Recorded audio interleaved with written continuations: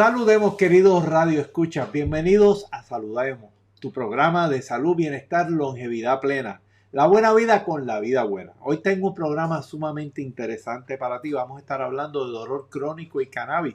Un enfoque abarcador para aliviar y controlar el mismo, no solamente con el cannabis medicinal, sino romper con ese ciclo, esa criatura extraña que es el dolor crónico, que es muy distinto al dolor agudo. Y cómo podemos controlar el cerebro, realambrar el cerebro para que este dolor no sea tan impactante en tu vida y potencialmente lo puedas aliviar significativamente. Así que vamos a estar hablándote de cómo trabajar con el cannabis medicinal conjuntamente con otras herramientas sumamente importantes como la terapia cognitiva, que te ayuda a desarmar los pensamientos negativos que te le añaden leña al fuego, a la misma vez que trabajas con mitigar la respuesta de alarma y distanciarte de ese dolor con el mindfulness. Así que todo esto va a ser parte de lo que vamos a estar trabajando en el día de hoy.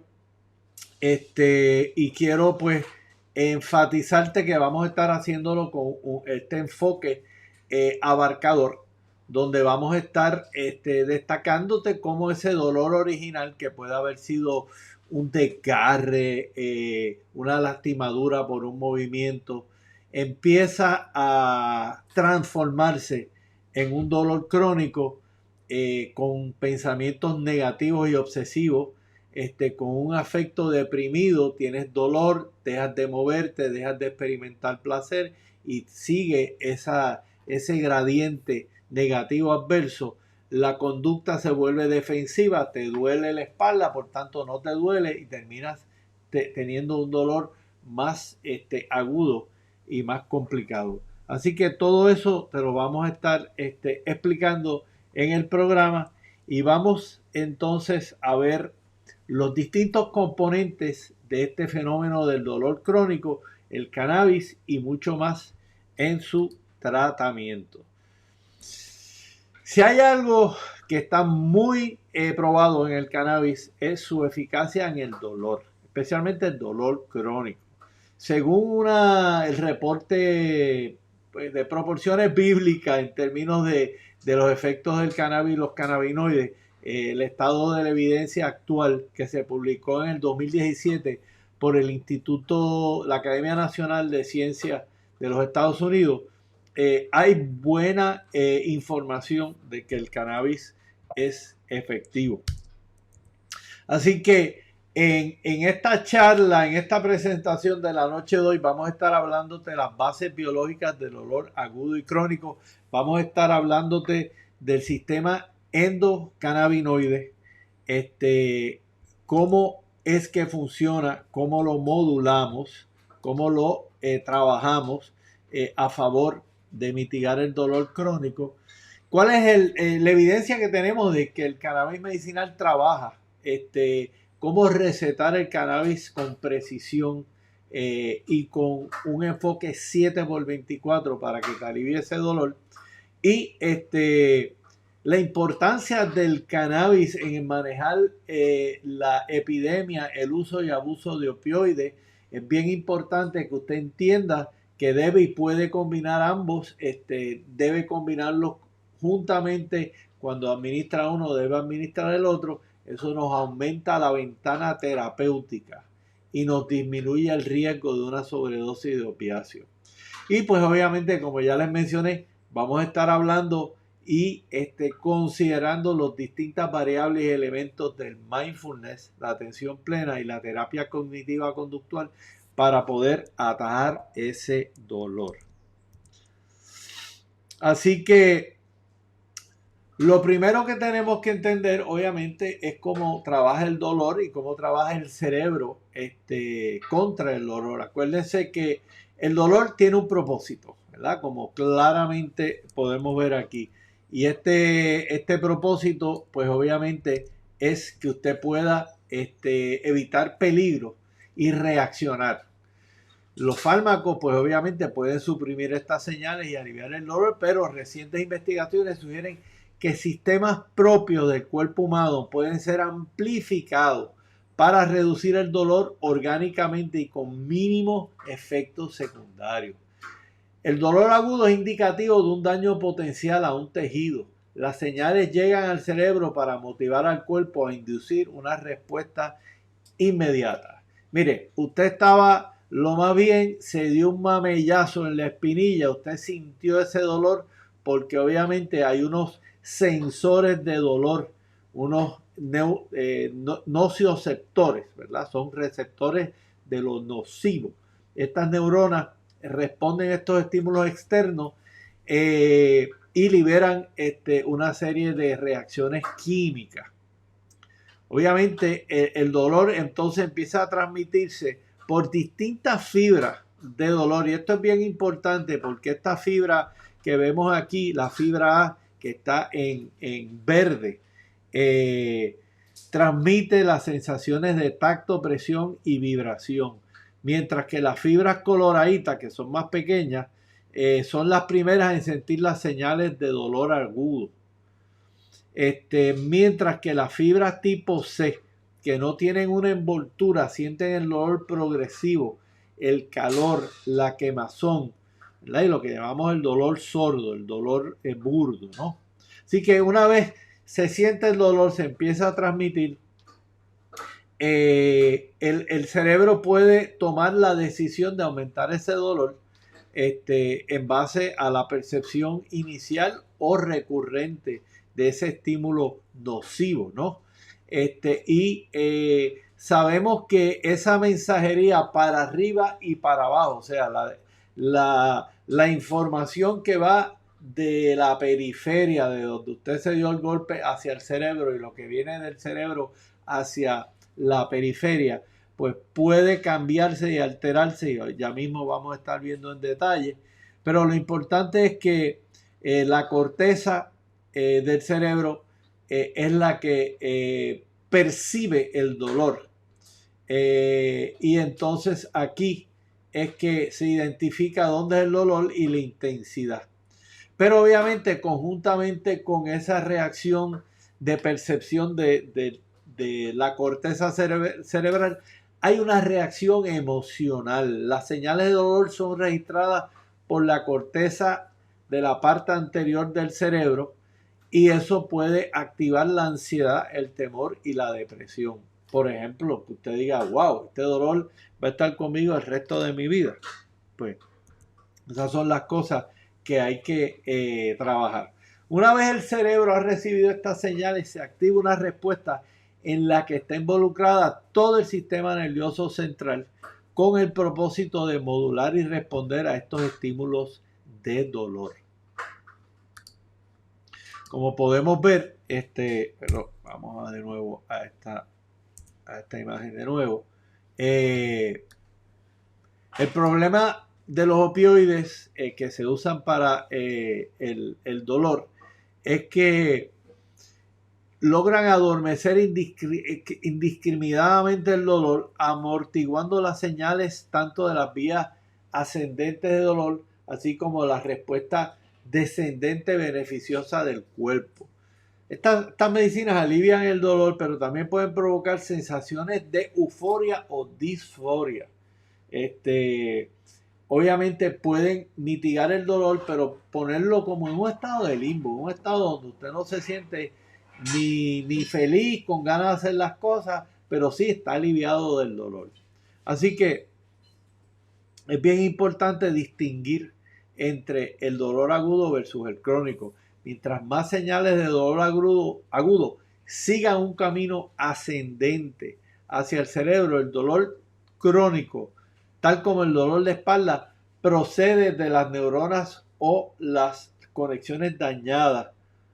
Y aquí pues es un fenómeno complejo donde podemos ver que el cannabis medicinal y estas otras terapias como la terapia cognitiva y mindfulness pueden ayudar. La esencia de lo que estamos tratando de hacer es cerrar esas puertas de mensajería hacia el dolor o la reacción descendiente o ascendente hacia el cerebro. Como vemos aquí en el tallo cerebral, aquí estamos viendo esto que estoy aquí indicándole. En la nuca, en la base del cerebro, hay una área donde hay un intercambio de receptores, de enchufles que pueden prender y apagar los circuitos de dolor. Aquí hay receptores para los opiáceos internos, el sistema interno de opiáceos, y también está el sistema interno de los cannabinoides, que es donde nosotros podemos hacer una mitigación del dolor, porque ahí se pegan los fitocannabinoides, que son los cannabinoides que vienen de la planta, y obviamente también se pegan los propios cannabinoides internos. Y una de las áreas interesantes de investigación en este momento es cómo podemos estimular esta producción de endocannabinoides internos, además de dar el cannabinoide externo.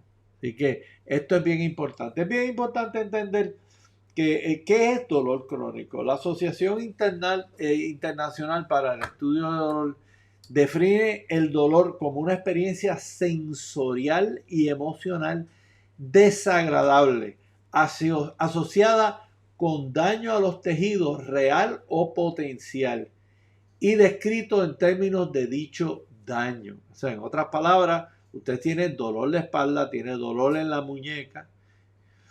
El dolor es todo lo que siente una persona cuando dice que tiene dolor. Obviamente no tenemos un laboratorio, no tenemos ninguna forma de medir dolor más allá de la percepción que tiene la persona de que estoy incómodo y esto obviamente me duele. Así que el dolor crónico es una enfermedad por cuenta propia, es una alteración del funcionamiento del cerebro.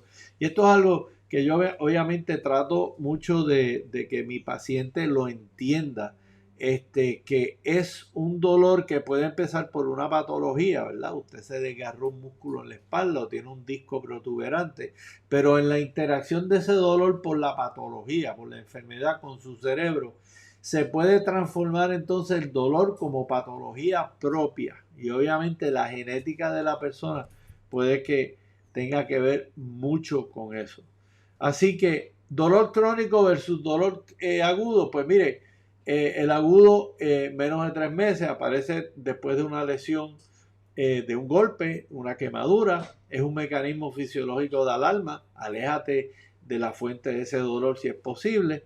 La intensidad está relacionada con el estímulo y sin complicaciones dura el tiempo que dura la lesión que lo organizó.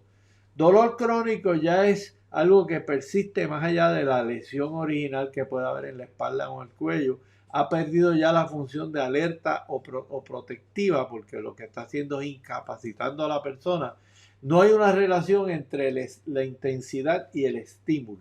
En otras palabras, usted puede tener un estímulo bajo y percibir una cantidad enorme de dolor.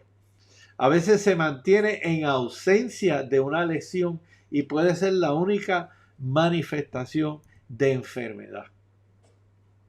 Obviamente, cuando empezamos a trabajar con el cannabis medicinal, y esto es una foto cuando el doctor empezó en Guapa, circa 1983-84, pues obviamente sabíamos muy poco del cannabis medicinal. Es en el 2013 cuando Sanjay Gupta de CNN pues declara públicamente que se ha equivocado en términos de su postura previa de que el cannabis medicinal pues era una droga de abuso y que no tenía efectos terapéuticos. Empieza a desboronarse esa mitología y empezamos obviamente a movernos más entre un equilibrio entre la ciencia y el prejuicio del cannabis medicinal. Y obviamente algo que hemos trabajado en Puerto Rico y en otras jurisdicciones que se está recomendando el cannabis medicinal es precisamente tratar de entrar a este nuevo territorio con sabiduría, ¿verdad? Y cuando digo sabiduría, pues estoy hablando de que queremos, obviamente, como vemos aquí, este viejo lo queremos domar. Queremos domar, entender qué cepas pueden ser más o variantes del cannabis pueden ser más efectivas para el dolor, para qué tipo de dolor, si hay un dolor por neuropatía, por inflamación de los nervios que sea distinto. Y esto pues es sumamente importante. Queremos ir desde la leyenda urbana, lo del dime y el direte, a obviamente a una recomendación validada por ciencia. Y aquí la clave va a ser y vamos a volver a esta imagen que teníamos aquí. Lograr ese punto dulce, y ese punto dulce es una cantidad efectiva que le dé eficacia y le permite estar alerta y sin dolor por el día, y obviamente relajado y libre de dolor por la noche. Las proporciones de THC y CBD son importantes. Típicamente nos gusta combinar ambas. Por el día podemos dar una proporción más alta de CBD a THC de 1 a 3, 1 a 10. De noche podemos usar una proporción de 1 a 1. Y siempre vamos a estar combinando los métodos rápidos como el consumo de la flor en vaporización o en el cartucho de vapor o la tintura en comestible. También es importante entender el rango de dosis por los cannabinoides principales, el THC y el CBD. El THC obviamente siendo el ingrediente activo que tiene psicoactividad, que produce una alteración en la percepción del cerebro, de los sentidos, del placer, del dolor.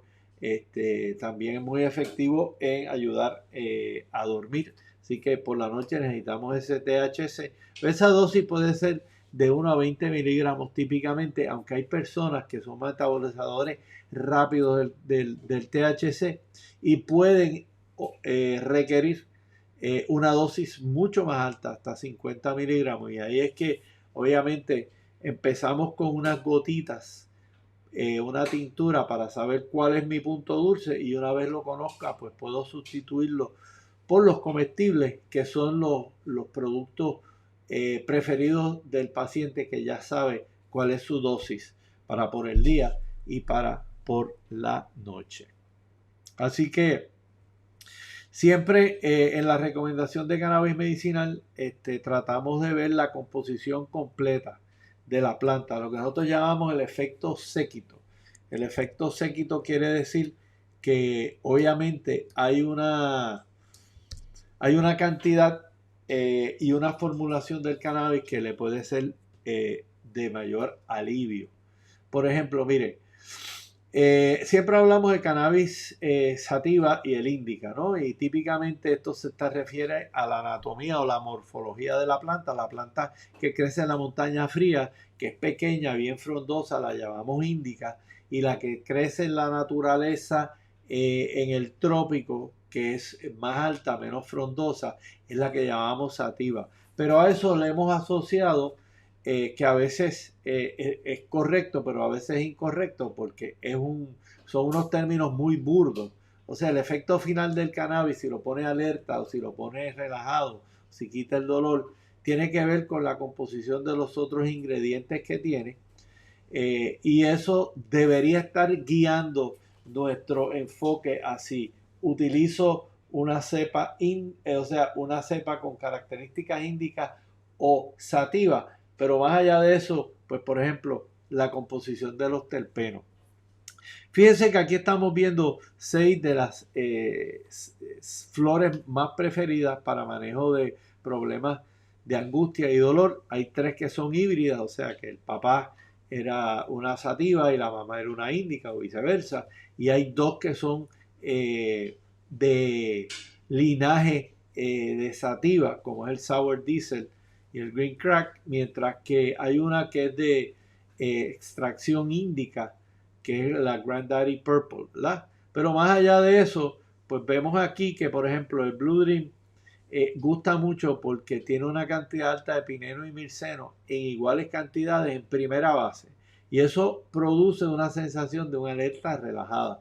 Por eso es que el Blue Dream gusta mucho para usarse por el día. Si usted necesita más relajación, o lo excita demasiado el Blue Dream, o las cepas estas en rojo, que son las cepas sativosas, que tienen una cantidad alta de cariofileno, que tiende a ser estimulante, pues entonces usted podría considerar unas cepas como OJ Kush, que la puede usar por la tarde, o por el día si tiene mucha angustia. Lo mantiene relajado. El cannabis medicinal es sumamente importante y seguro para el manejo del dolor crónico, ya que no se pega, no tiene receptores en el tallo cerebral donde están el centro de control de la respiración, del ritmo respiratorio. Y esto es bien importante, amigos, porque muchas veces la gente tiene dolor, toma un Percocet, un Ultracet, se toma una medicina para dormir, se puede tomar un Ambien, se puede tomar un Xanax o un Alprazolam, y esa combinación se dio un par de traguitos. Esa combinación puede crearle una sensación de, de, eh, o sea, puede suprimirle el ritmo respiratorio y esto pues obviamente ser extremadamente nocivo. El cannabis medicinal no tiene estos receptores en esta área, pero sí tiene unos receptores que, como ya les expliqué, están envueltos en modular ese mensaje de dolor que sube y ese mensaje de dolor que baja. Así que esto es sumamente importante. Hay que acordarnos que este sistema interno de cannabinoides está con nosotros desde que éramos unos invertebrados en el mar, desde que éramos ascidias.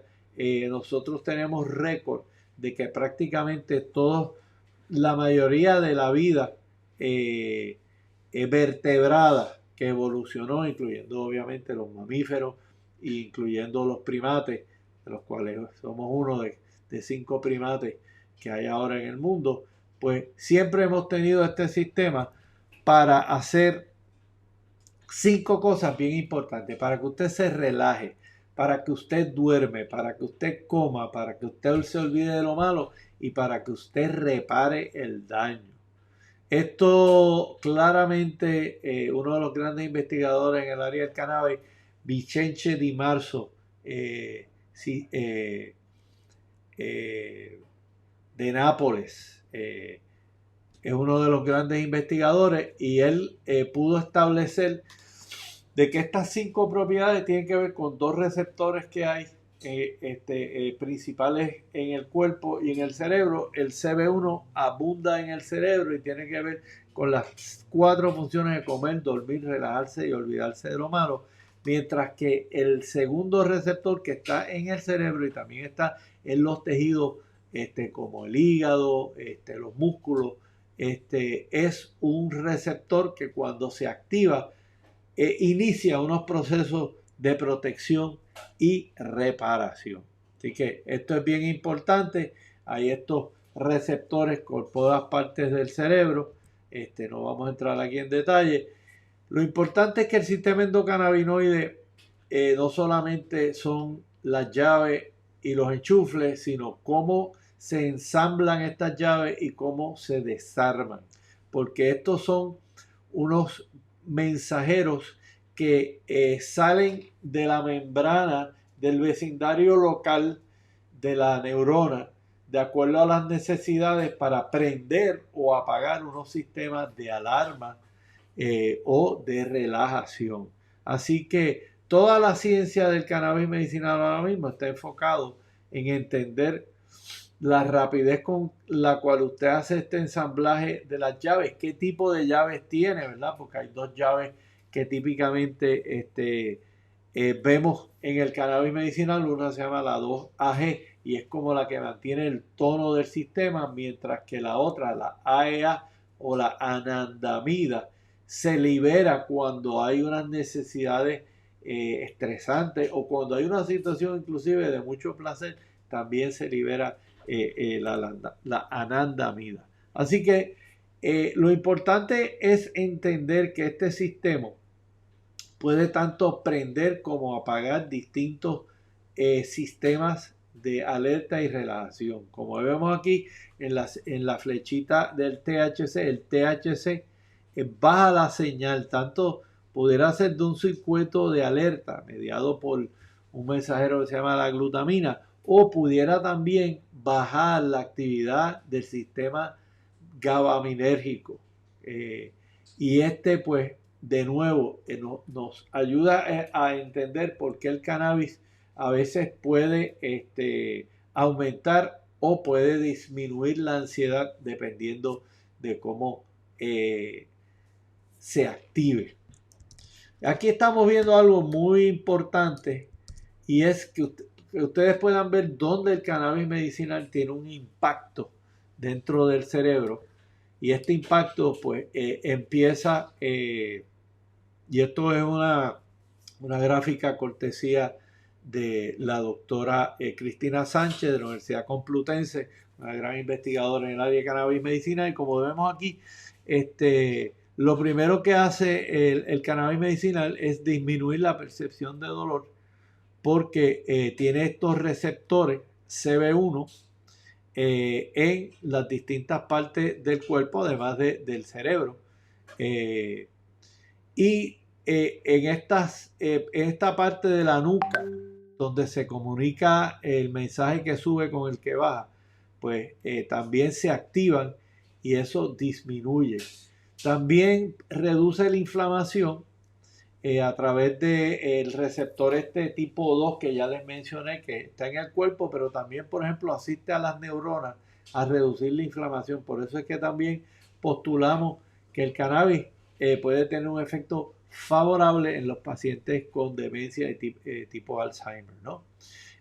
Obviamente, al activarse estos receptores tipo 1 en el cerebro, en el tallo, en la corteza cerebral, usted puede sentir una sensación de placer, de euforia.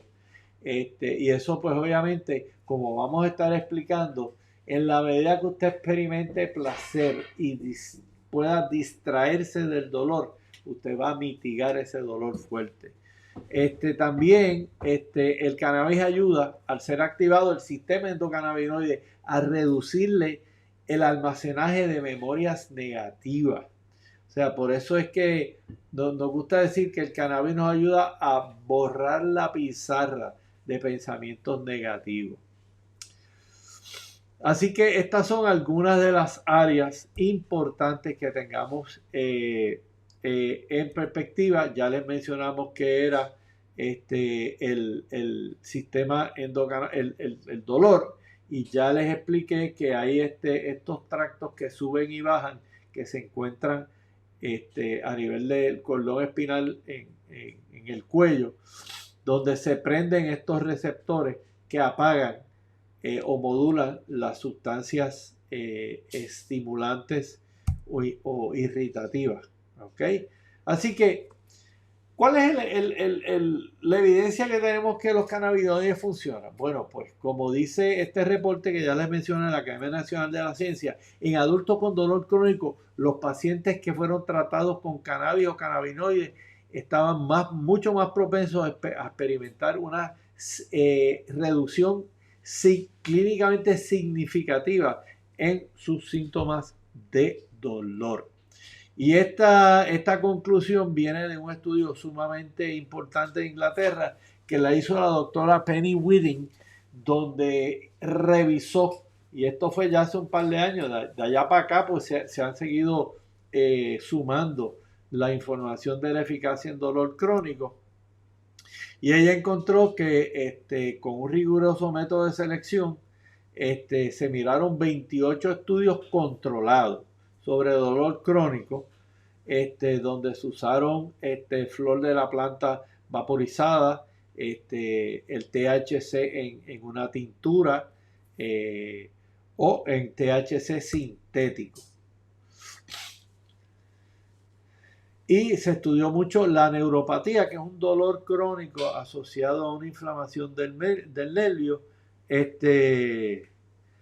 y encontraron que la posibilidad o la probabilidad de aliviarle el dolor era bien grande. Y como señala por último, vale la pena señalar que el tamaño del efecto para el cannabis inhalado es consistente con una reciente revisión sobre el uso del cannabis inhalado en vaporización para el dolor tipo neuropático. Esto es importante, es una de las cosas que cada paciente de dolor tiene que ser orientado. En este caso, de que es más efectivo el cannabis vaporizado. Este estudio de Mark Wallace del uso del cannabis inhalado también se utilizaron cantidades relativamente pequeñas de THC en la flor, de 4% a alta, el 7%. Algunas flores hoy en día pueden estar en el vecindario de 18 o 20% por peso. Y lo que ellos encontraron es que el efecto analgésico del cannabis es consistente con otros ensayos de cannabis en distintos síndromes de dolor neuropático. En otras palabras, que definitivamente funciona. Esto es una forma de administrar el cannabis medicinal en vaporización en unas bolsas. Esto se usa mucho con las personas de la tercera y la cuarta edad que están frágiles y se le da como una cantidad fija. Por ejemplo, si usted pone aquí alrededor de 200 miligramos de una flor a un 15%, aproximadamente usted va a tener 8 miligramos de THC por bolsa. Así que obviamente lo que hacemos es que usamos de media a una bolsa por dosificación para estos pacientes. Y como dice el doctor Mark Ware de Canadá, una sola inhalación de 25 miligramos de flor con 9.4% de THC 3 veces al día durante 5 días redujo la intensidad del dolor y mejoró el sueño y fue muy tolerado.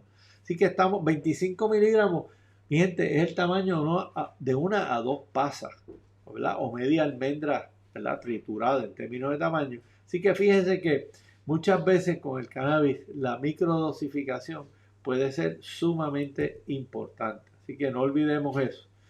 También no olvidemos de que el cannabis medicinal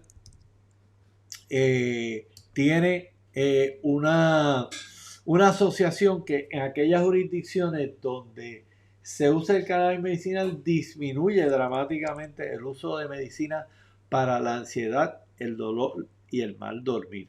Así que esto lo hemos visto desde que empezó el uso del cannabis medicinal y vemos que, por ejemplo, aquellos estados con una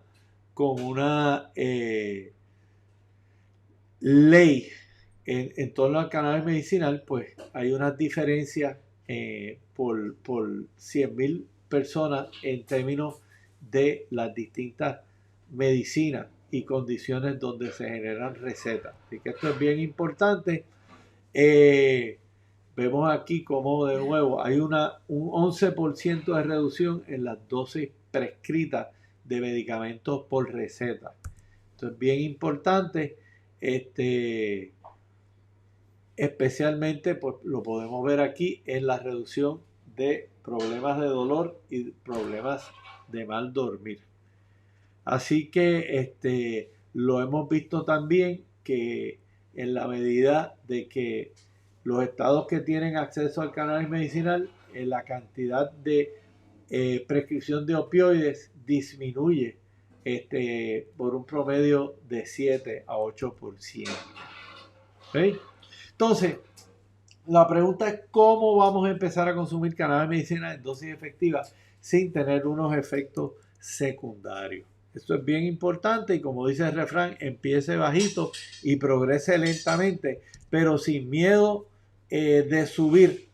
Si usted ve que obviamente no ha tenido un efecto favorable, pero tampoco ha tenido un efecto adverso. Así que esto es sumamente importante.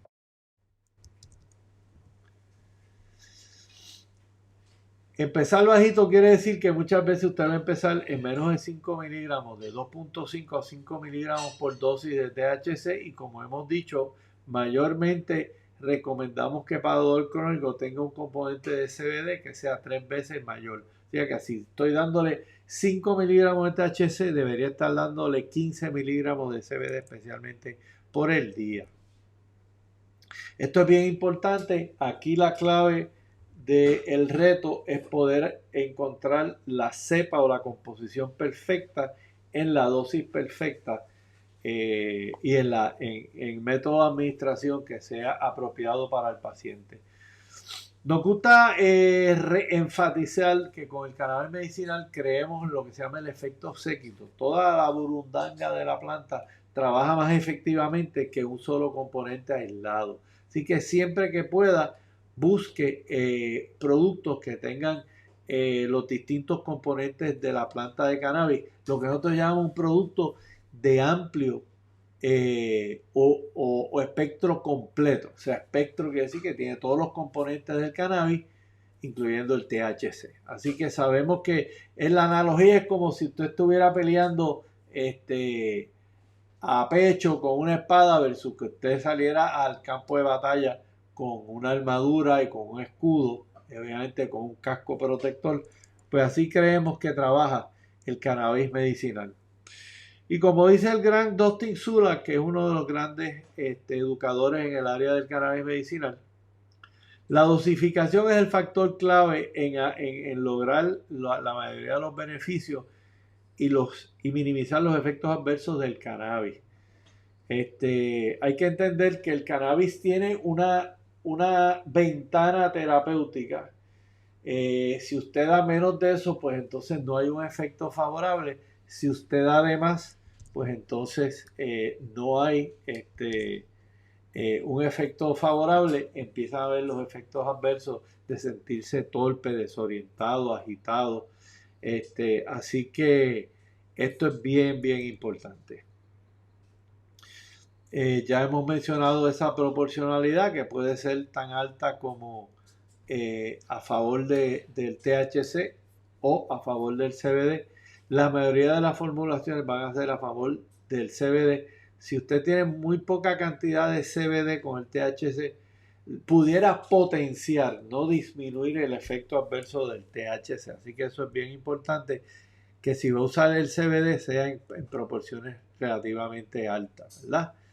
Y entonces esto me lleva a un ejemplo de dosificación. Esto es bien importante en comestibles. Estos comestibles pues, podrían ser unas galletitas, podrían ser unos gummies, podrían ser unos chocolatitos. Lo importante es que usted entienda, por ejemplo, hay un chocolate que es muy bueno, la marca Yoshable, que tiene 500 miligramos por una barra de chocolate enorme que tiene 10 pedazos. Cada pedacito tiene 50 miligramos. Pues 50 miligramos, pues obviamente, volviendo a esta analogía, quizás es una dosis muy alta para un principiante que a lo mejor necesita o tolera de 1 a 2.5 miligramos de THC o de 2.5 a 15 miligramos. Así que hay que buscarlos comestibles que tengan una dosificación más pequeña, que puedan partirse, ¿verdad? Porque obviamente usted partir un trozo de un chocolate de que tiene 50 miligramos de THC en 10 pedazos es imposible. Así que es importante que, como ven aquí, para los consumidores que están empezando o los que están microdosificándose en 1.1 a 2.5, de 2.5 a 15 miligramos para aquellos que tengan problemas persistentes, que no duerman bien, y ahí pues obviamente pues puede ser efectivo, pero ya puede empezar a tener un efecto en la coordinación, y obviamente alterar la percepción, y esa alteración pues puede ser no necesariamente negativa, puede ser bien favorable, ¿no? Así que vemos que esa dosis de 15 a 30 miligramos en comestible la dejamos para personas que tengan mucha experiencia, que sean pacientes que ya hayan probado, que toleran el THC en dosis bajas y no les hace efecto favorable ni desfavorable, y consumidores ya experimentados que estén buscando el mantenerse durmiendo entre 6 a 8 horas. Así que obviamente se puede subir hasta 50 a 100. Esto se usa típicamente en pacientes bien experimentados que tengan cáncer o una condición que requiera esa cantidad tan elevada. Así que siempre consulte con su médico cómo usted debe y puede escoger estas distintas cepas, que como estamos viendo aquí pueden ir desde una sativa claras, como lo es el Electric Lemon G, el Jack Herer, a unas sativas más pesadas, como el AK-47 y el Sour Diesel, son más estimulantes, a entonces las híbridas que empiezan a darle una sensación de mayor tranquilidad, como puede ser el Pineapple Express, el OJ Kush, el Gorilla Glue, o ya para relajarse completamente, pues obviamente tener algo como el Granddaddy Purple o Bubba Kush o Northern Lights. Estas son las que más se usan. Y obviamente esa recomendación debe tener todos estos elementos. Así que resumiendo, las pautas de dosificación siempre deben incluir cómo quieres tomarte el cannabis, encontrar la proporción de CBD a THC, comienza con una dosis baja y vas subiendo la dosis. Y no exagere. Más es menos es a menudo el caso de la terapéutica con el cannabis medicinal. Vamos a hablar un poquito ahora sobre el problema de la crisis de opioides, ¿verdad? Porque los opioides pueden ser reemplazados por estas dosificaciones de cannabis medicinal. Puedes añadirla al uso de los opioides y puede evitar tolerancia y la necesidad de seguir escalonando la dosis de opiáceos como el Percocet o el Ultracet. El cannabis también se puede utilizar para disminuir los síntomas de retirada. Usted sabe que cuando usted lleva mucho tiempo acostumbrado a usar estos narcóticos, cuando los deja de usar, pues tiene unos síntomas de retirada. Así que eso hemos visto que es sumamente efectivo con el cannabis medicinal, especialmente el CBD. Así que la venta de opioides en los Estados Unidos se disparó entre 1999 y el 2010. Y la mayoría de las muertes eran por las muertes por opiáceos se cuadruplicaron. Para que usted tenga una idea, en el 2010 se estaban despachando suficientes opiáceos para darle una dosis de 5 miligramos de hidrocodona a cada ciudadano cada 4 horas por un mes. Así que Estados Unidos es el 8% de la población y consume el 90% de los opiáceos. Perdón, 5% de la población, ¿verdad? Pero consume el 80%. Y como vemos aquí, casi el 50% de los que usaron opiáceos por más de 30 días en el primer año de su uso, continuaron su uso por más de 3 años o más. Por eso es importante que una vez usted use el opiáceo para una situación aguda, usted rápidamente se mueva a tener otro plan que no envuelva el que usted tenga que utilizar opiáceo, ¿verdad? Y como vemos aquí, el 80% de los usuarios de heroína empezaron usando opiáceos recetados, ¿verdad? Así que, como les mencioné también, los opiáceos y los cannabinoides tienen enchufle en áreas que modulan el efecto del mensaje subir al cerebro y bajar del cerebro. Así que esa sinergia la utilizamos terapéuticamente. Como les mencioné, lo importante es que los opiáceos con cannabis te aumentan la ventana terapéutica y te disminuyen la posibilidad de tener una dosis letal que obviamente pues, pueda producir una situación peligrosa. Así que esto nos da una idea buena de la importancia, ¿verdad? Y este estudio, donde vemos cómo se ha usado el cannabis como sustitución a las medicinas tipo opiáceos, pues claramente nos dejan saber que casi el 33% de la muestra destacó que había disminuido o eliminado el uso de opiáceos por tener acceso. Así que la clave aquí es hacer una dosis pequeña de cannabis con cada dosis de opiáceo. Digamos que usted se toma los 5 miligramos de oxicodona, pues usted se puede tomar de tan poco como 1 miligramo de THC y ver si esa combinación lo alivia, y como les mencioné, con 3-1 THC a CBD típicamente, o sea que yo típicamente doy 1 miligramo de THC con 5 de CBD. Al principio uso gotitas porque son fáciles de calibrar. Muchos productos tienen una gotita, es 1 miligramo, así que obviamente es fácil decirle al paciente, va a estar en 5 gotitas, si no hace nada, pues me sube 2 gotitas o 2 miligramos por noche hasta que logremos ese punto dulce. Obviamente el cannabis también puede cambiar el estado de ánimo y mejorarles la capacidad suya de hacer ejercicio, de meditar, hacer psicoterapia, y obviamente pues al mejorar la calidad de sueño ya el dolor mejora, porque obviamente mal dormir y más dolor son compañeros de cama irrefutables. Así que típicamente se usa una combinación de 1-1 de THC a CBD y se puede usar cantidades más altas de CBD.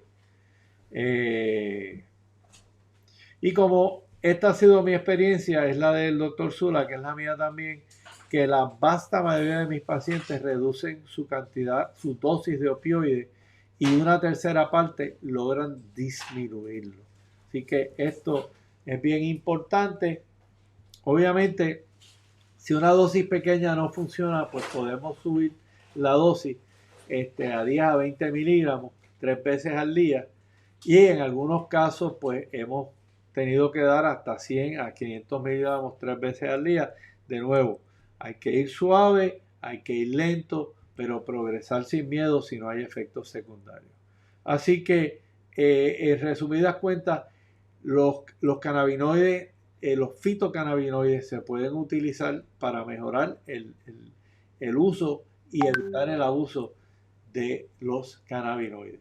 Así que, por último, me gustaría hablarles sobre este enfoque más abarcador, que ha sido una de las cosas que a mí me ha dado mucha alegría. El poder decir al paciente, aquí estoy no solamente para guiarte en una formulación, una dosificación precisa, sino añadirle estas otras herramientas como las que estamos viendo aquí. Esto es algo que yo he llamado Canaclaudio dialectos, y es no solo, o sea, aprovecharle el efecto de los cannabinoides con la atención plena, la terapia cognitiva y el ejercicio adaptado, el ejercicio que promueva flexibilidad, resistencia y aptitud cardiorrespiratoria, ¿verdad? En una justa perspectiva, ¿verdad? Y esto es una de las cosas que trato de enseñarle a la gente en el proceso de cambio, ¿no? Hay que aceptar lo que es en el momento con amabilidad, curiosidad y sin enjuiciamiento. Y el mindfulness, en la medida que uno se enfoque en la respiración, uno empieza a quitar el obsesivo enfoque en el dolor y empieza a notar otras sensaciones que distraen al cerebro de estar continuamente percibiendo el dolor. Así que estas estrategias son parte de lo que trabajamos, ¿verdad? Con cada paciente. Y la meditación y el mindfulness es algo que ha tenido mucho auge, como he destacado. Camille Carrión es una gran instructora de mindfulness, también lo es el monje budista José Díaz de Villegas, y obviamente pues recomendado sus trabajos y sus orientaciones. Y mire, para que ustedes vean cómo es que trabaja esto del mindfulness, esto está bien estudiado, está bien entendido. Y voy a ir aquí, vamos a aumentar un poquito aquí. Cuando usted está con una mente distraída, estas áreas que están aquí en color están prendidas. Esto es como el sistema de alarma que está prendido velando la guira, o sea, ¿dónde hay alarma? ¿Dónde hay peligro? Pues continuamente está revisando eso, ¿verdad? Cuando usted se da cuenta de que está distraído, se prende lo que se llama esta área amarilla, que es el cingulado anterior, la parte del medio del cerebro, ¿no? Y entonces cuando usted devuelve su atención a la respiración, y en la medida que vaya practicando eso, porque cuando usted empieza a hacer la atención plena, enseguida la mente brinca y no se queda quieta, ¿verdad? Enfocándose en el ritmo de la respiración, observando la respiración. En la medida que usted vaya haciendo esto, usted va a seguir estimulando la corteza prefrontal dorsolateral. En otras palabras, la parte de la corteza que está en el lado izquierdo de la cabeza en particular. Y esta parte es sumamente importante porque en la medida que esto se prenda, usted está contento, usted está feliz y usted está desenfocado en las experiencias negativas del dolor. Así que esta atención sostenida es la clave, ¿no? de este efecto tan maravilloso que tiene el mindfulness. Así que ya hemos visto esta información de el mindfulness. Déjenme ver si tengo aquí. Por último, vamos a hablar. Aquí estamos viendo esta página, la he mencionado en varios programas y es que me gusta mucho, pues está en inglés y en español, es completamente gratuita. La reducción de estrés basada en la atención plena. Obviamente es un programa de 8 semanas basado en el trabajo muy exitoso del doctor John Kabat-Zinn de la Escuela de Medicina de la Universidad de Massachusetts. Y obviamente, pues, esto es una herramienta que todo paciente que tiene dolor crónico, pues, yo se la receto, definitivamente. Así que, fíjense qué interesante está, por qué es que la meditación funciona. La experiencia de dolor en un meditador, miren qué interesante esto.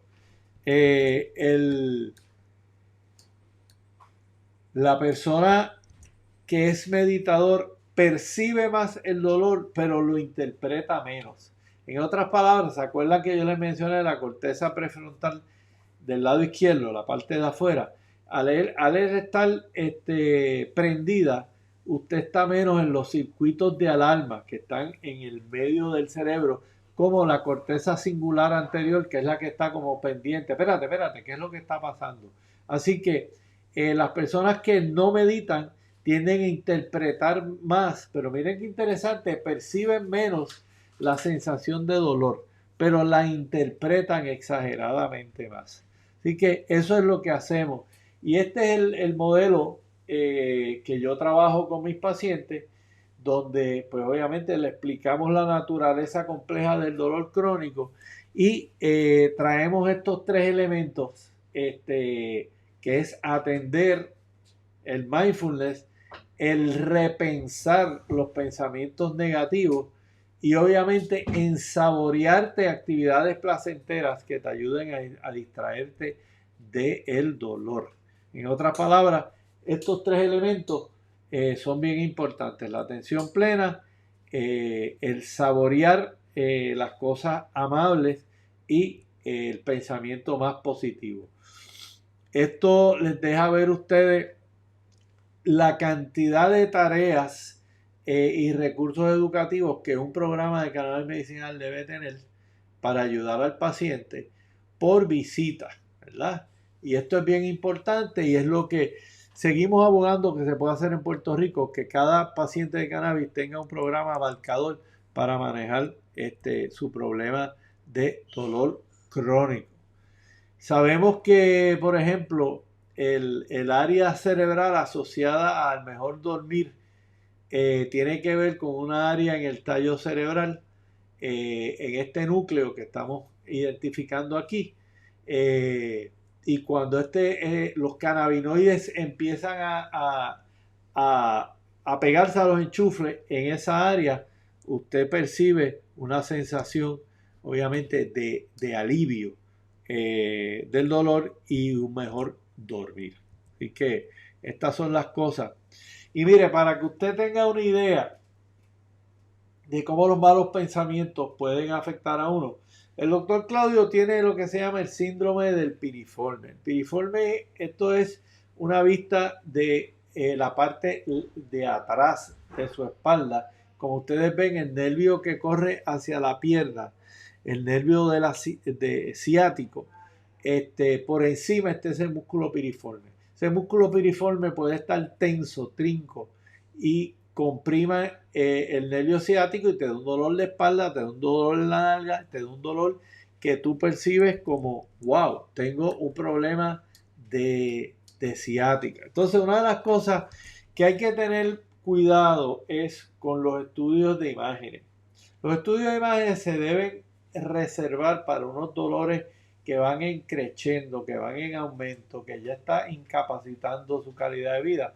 Pero muchas veces usted va a hacer estos estudios, va a encontrar una patología y de nuevo eso puede alimentar los pensamientos negativos de que usted diga, pero mira, ya tengo esa espalda, está chava, no puedo hacer nada. Y el manejo del dolor crónico de la espalda, si algo yo he aprendido manejando mi propio dolor y el dolor de mis pacientes, es que hay que ser multifactorial. Hay que estirarse, hay que usar terapia de frío, hay que usar terapia de calor, hay que hacer meditación plena, hay que usar los cannabinoides en las formulaciones para dormir, en las formulaciones para estar alerta por el día. Hay que combinarlo todo y evitar, obviamente, pensamientos tóxicos que te dejen saber que pues que todo esto es para siempre y no se puede cambiar. Yo he aprendido, por ejemplo, que pues yo no puedo ya correr ni puedo caminar rápido, pero sí puedo hacer toda la bicicleta que yo quiero y no me da dolor. Así que puedo nadar. Así que uno tiene que adaptarse, ¿verdad? Y poco a poco entender que este dolor, con todas estas herramientas, pues va a coger un giro más positivo. Como estamos viendo aquí, esto es parte de lo que yo trato de hacer con todos mis pacientes, enseñarles, si usted tiene ese músculo lastimado, usted puede ponerse una bolita de tenis, comprimirlo, usted puede hacer estos estiramientos de la pierna que gira hacia el otro lado, la pierna cruzada como estamos viendo ahí. Así que lo importante es que hay muchas herramientas. Así que, amigos, yo espero que esto sea de gran ayuda para todos y, como siempre, deseándoles que sigan añadiéndoles vida a los años y años a la vida. Saludemos.